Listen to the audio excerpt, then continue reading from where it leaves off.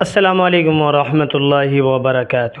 ناظرین اکرام، آج ہم بات کرنے والے ہیں کہ اس وقت سوشل میڈیا پر ہو یا ویسے بھی ہو، طرح طرح کے سوالات کیے جاتے ہیں اور کہا جاتا ہے کہ تبلیغی جماعت گمراہ کن جماعت ہے، یا ایسا کہا جاتا ہے کہ تبلیغی جماعت کے لوگ گمراہ ہیں، اور ایسا بھی کہا جاتا ہے کہ تبلیغی جماعت بدعت ہے۔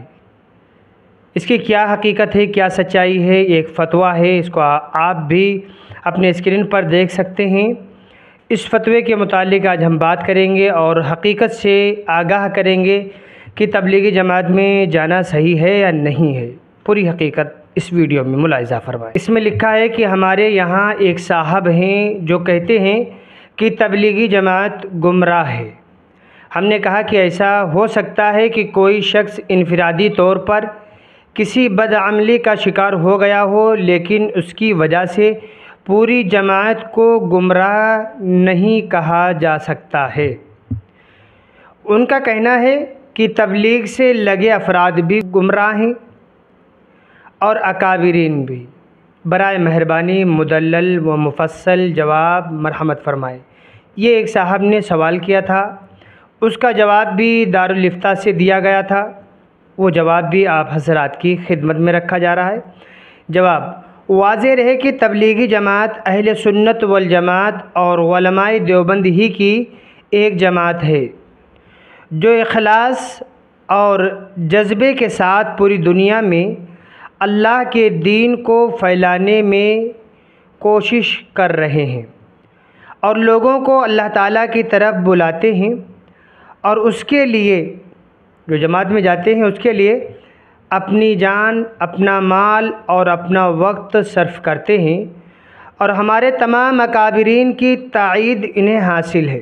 لہٰذا اگر ان میں سے کوئی ایک شخص اگر کسی بدعملی کا شکار ہو گیا ہو تو اس کی وجہ سے پوری جماعت کو بدنام نہیں کیا جائے گا، پوری جماعت کو نہیں کہا جا سکتا ہے۔ اس جماعت کے اکابر اور افراد کو گمراہ کہنا قطعاً جائز نہیں ہے۔ بڑے بڑے اللہ والے اس میں لگے ہیں، بلکہ ایسا کہنے والے کی خود گمراہی کا اندیشہ ہے۔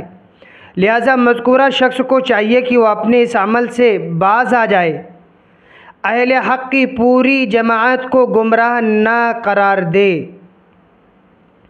اور لوگوں کو دین کے اشاعت سے نہ روکے۔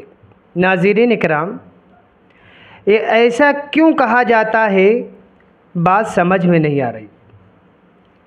دین تیزی کے ساتھ پھیل رہا ہے، اور وہ مسلمان جو دین سے دور ہیں اس دعوت و تبلیغ کی برکت کی وجہ سے دین میں لگ رہے ہیں، نمازی بن رہے ہیں، تقوی والی زندگی انہیں بھی نصیب ہو رہی ہے، تو ان کو گمراہ کیوں کہا جا رہا ہے؟ جو نبی پاک صلی اللہ علیہ وسلم کے طریقے کو اختیار کر رہا ہے اسے گمراہ کیوں کہا جا رہا ہے؟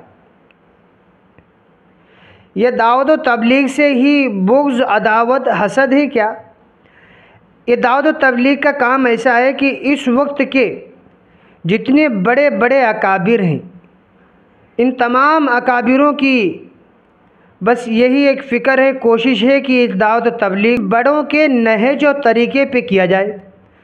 ہم مان سکتے ہیں کہ دعوت و تبلیغ کے ساتھیوں میں سے کسی سے کوئی غلطی ہوئی ہوگی، اور ہوتی بھی غلطی ہے۔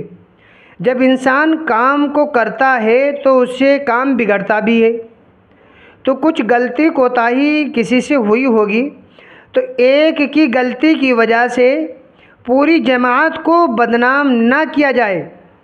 یہ علماء حق، علماء دیوبند کی جماعت ہے، دعوت و تبلیغ کی جماعت علماء دیوبند کی جماعت ہے۔ ان کے لیے خوب دعاؤں کا اہتمام بھی کرنا چاہیے۔ اللہ سے مانگیں کہ اللہ اس کو جو ہے تمام شرور فتن سے اللہ تعالیٰ دعوت و تبلیغ کے جماعت کے ساتھیوں کی حفاظت فرمائے، اور اس مبارک کام کی بھی اللہ تعالیٰ حفاظت فرمائے۔ السلام علیکم ورحمۃ اللہ وبرکاتہ۔